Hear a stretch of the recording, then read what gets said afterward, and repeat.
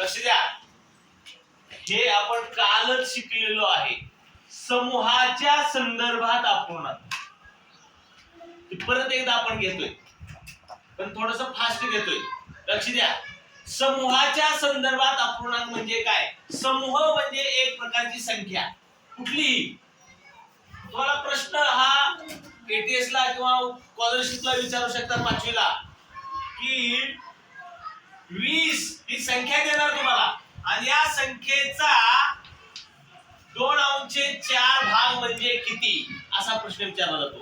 काय विचारला जातं? 20 या संख्येचा 2/4 भाग म्हणजे किती. मग याचं उत्तर काढण्यासाठी आपल्याला या अपूर्णांक म्हणजे अपूर्णांक कशाला म्हणायचं ते आपण नीट शिकावं लागेल. आणि आपण शिकलोय. लक्ष दे, अंश म्हणजे काय आणि छेद म्हणजे काय ह्या दोन गोष्टी आपल्याला माहित पाहिजेत. पहिल्यांदा आपण छेद म्हणजे काय हे परत एकदा आपण समजून घेऊया. नीट लक्ष द्या.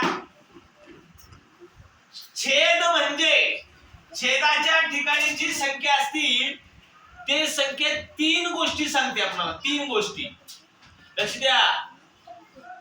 छेदाच्या ठिकाणची संख्या आपल्याला 3 गोष्टी सांगते. कोण सांगते 3 गोष्टी? मी सांगितले 10 वेळा 50 वेळा सांगितले ते. हा, एकूण समान भाग. एकूण समान भाग. थोडस राहिले त्यातलं. हा बरोबर, एक आकृती राहिली. लक्ष द्या, छेद म्हणजे काय हे आपल्याला कळलं पाहिजे. एका आकृतीचे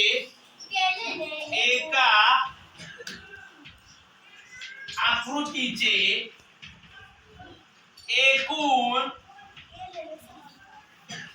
केलेले समान भाग. 3 गोष्टी त्याच्यामध्ये येतात.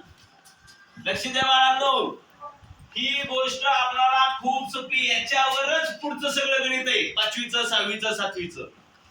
छेद म्हणजे एक आकृती पाहिजे, एका आकृतीचे पाहिजेत, एकूण केलेले भाग पाहिजेत आणि सगळे केलेले भाग समान पाहिजेत. आणि अंश म्हणजे काय? अंश म्हणजे हे जे केलेले समान भाग आहेत.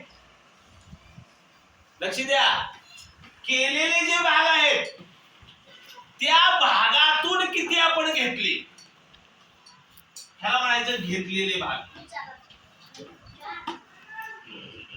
घेतलेले भाग. पण घेतलेले भाग हे एकाच आकृतीचे असावं असं काही नाही. 2 आकृतीचे घेतले तरी चालतील. कळलं का? ही आपण समजून घेतलेलं आहे. परत एकदा मी सांगतो, आकृती काढून सांगतो. लक्ष दे बाळांनो, इथं तुम्ही कितीही आकृती काढा, कितीही आकृती काढा,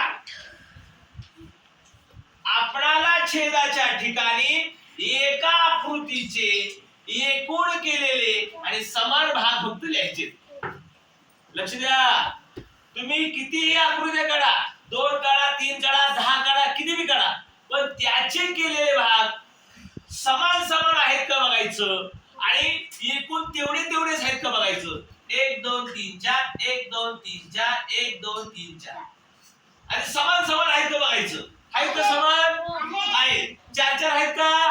आहेत. आता लिहिताना मात्र एकाच आकृतीचे लिहायचे.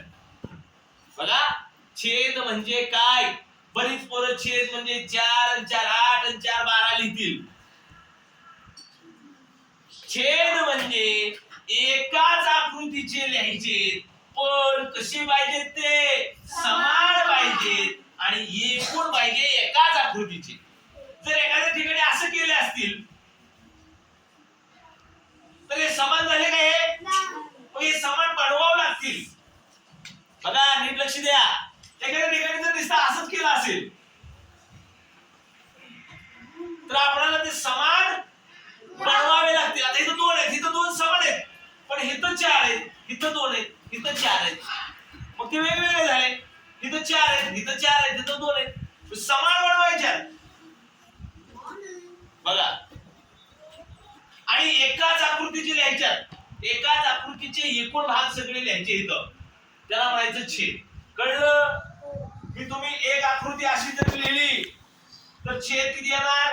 एका आकृतीचे भाग समान केलेत का आणि किती आहेत एकूण मोजा आणि लिहा. दोन जरी आकृत्या दिल्या असल्या तिथं, दोन जरी आकृत्या दिल्या असल्या तरी समान भाग केलेत का? दोन्हीचे समान केले करावं लागतील, बघावं लागतील आपल्याला. बघा नीट लक्ष द्या. एक आकृती केलेली असेल तर मग आपल्याला एका आकृतीचे तर आहेतच, एक आकृतीचे जर आहेतच आणि एकूण केलेले 3 आहेत आणि समान आहेत का? आहेत. मग तिथं 3 लिहावं लागतात, 3 भाग. पण दोन आकृत्या दिल्या असतील, दोन आकृत्या दिल्या असतील तरी सुद्धा आपल्याला एकाच आकृतीचे लिहायचे आहेत, पण बघताना दोन्हीचे समान आहेत का बघावं लागणार. कळलं? छेद म्हणजे. आणि अंश म्हणजे आपण ह्या आकृतीचे किती भाग घेतले. एक आकृती असेल इथं, आता एक आकृतीचे 4 भाग केले तर छेद 4 आला. आणि किती भाग घेतले? एक घेतला, हा एक घेतला आणि हा एक घेतला, 3 भाग घेतले म्हणजे अंश आला 3. पण आता इथं 2 आकृती आहेत, तर 2 आकृतीचं कसं होईल? हे बाळा लक्ष दे, एकदम सोपं शिकलोय आपण. हे छेद म्हणजे काय? आपल्याला एका आकृतीचे लिहायचे, एकूण लिहायचे, समान लिहायचे. 2 आकृतीचे लिहायचे नाही. ही 3 आहेत, इथं बी 3 आहेत. काय का बरं 3 आणि 3 6 लिहितील नाही, एकाच आकृतीचे. समजतंय? हो. आता अंश म्हणजे घेतलेले भाग किती आकृती असू द्या चालतंय आपल्याला, फक्त त्याचे 3 भाग असले पाहिजे समान समान. आणि ह्याच्यातला एक घेतला आणि ह्याच्यातला एक घेतला तरी चालतोय.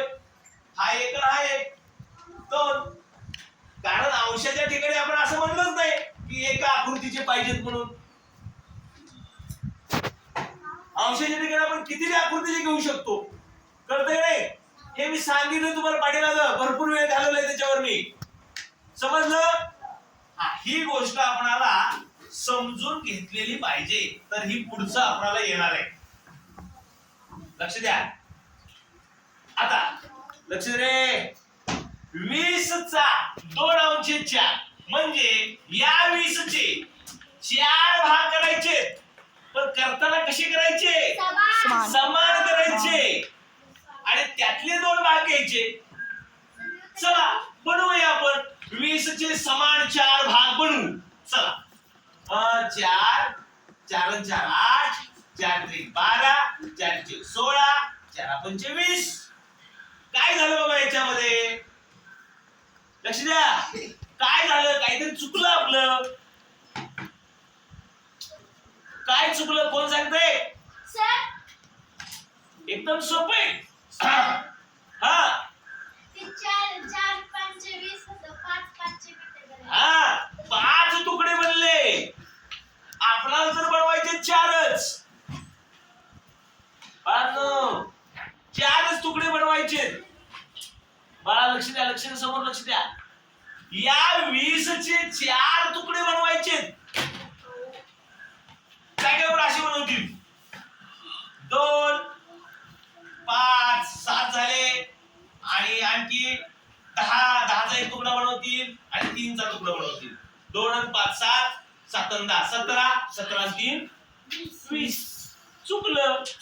छेद म्हणजे समान बनले पाहिजेत. हो. मग ती बनवेल 4 4 4 4 4 4 4 4 4 4 4 8 4 12 4 16 4 25 असं बनवेल. तरी चुकणार आहे, कारण आपल्याला फक्त 4च तुकडे बनवायचे. इथं 5 बनले. 1 2 3 4 5. आपल्याला तर बनवायचे 4च. आणि मग 4 तुकडे बनवण्यासाठी आपल्याला कितीचा तुकडा तयार करावा लागेल त्याचा विचार करावा लागेल. आणि ती विचार करता थांबा, मी सांगू दे मला एकदा, नंतर आपण गणित घेऊ. खूप लक्ष द्या. हे बाळा, या 20 चे आपणाला 4 तुकडे बनवायचे, पण समान बनवायचे. मग कितीचा तुकडा तयार होईल असा विचार करा. मग ह्या 4चा पाडा 20 पर्यंत जर म्हणलो आपण तर कितव्या नंबरला 20 येतंय? 4 एके 4, 4 दुने 8, 4 त्रिक 12, 4 चौक 16, 4 पंचे 20. 5व्या नंबरला येतंय. म्हणजे 5 5 चा तुकडा तयार होतोय. 5 एके 5, 5 दुने 10, 5 त्रिक 15, 5 चौक 20. 4 तुकडे बनले. बाळा लक्ष द्या, ही काल शिकवलंय, परत एकदा शिकवतोय मी. नीट लक्ष द्या, समजून घ्या. आपणाला असा विचार करायचा आहे की या 20 चे आपणाला 4 समान तुकडे बनवायचे. मग किती कितीचा तुकडा तयार होईल ते काढण्यासाठी या 4 ने या वेळेसला 4चा पाडा 20 पर्यंत बनायचंय.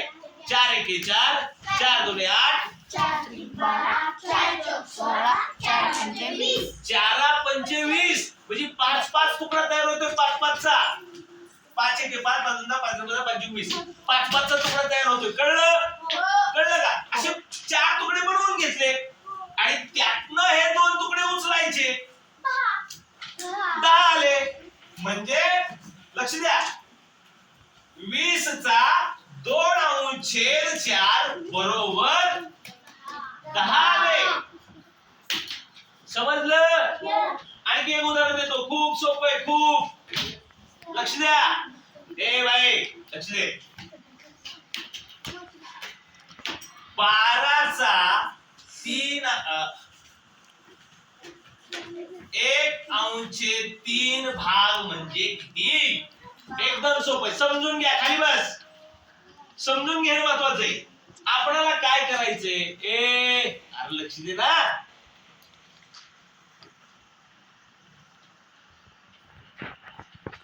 या 12चा 1/3 भाग म्हणजे किती? आपल्याला काय करायचंय? पहिल्यांदा छेदाकडे लक्ष द्यायचं. कधीही बघायचं छेदाकडे लक्ष पहिल्यांदा गेलं पाहिजे. छेद 3 आहे म्हणजे या 12चे 3 समान तुकडे पडले पाहिजेत. मग समान जर 3 तुकडे बनवायचे असतील तर किती कितीचा तुकडा बनवावा लागेल? याच्यासाठी हा 3चा पाडा 12 पर्यंत बनायचा आहे. 3 एके 3, 3 दोने 6, 3 त्रिक 9, 3 चौक 12. चौथ्या नंबरला आलं 12. म्हणजे 4 4चा तुकडा तयार होईल. 4 4 चे 3 तुकडे तयार झाले. 4 4 चे किती तुकडे तयार झाले? 3. आणि नंतर अंशाकडे लक्ष द्यायचं. अंश किती आहे? म्हणजे एक तुकडा त्यातला घ्यायचा. म्हणजे उत्तर किती आलं? 12चा 1/3 भाग म्हणजे 4. समजलं? आणखी घेऊया, आणखी सोपं आहे, गणित घेऊया. लक्ष द्या, लक्ष द्या, लक्ष द्या. 42चा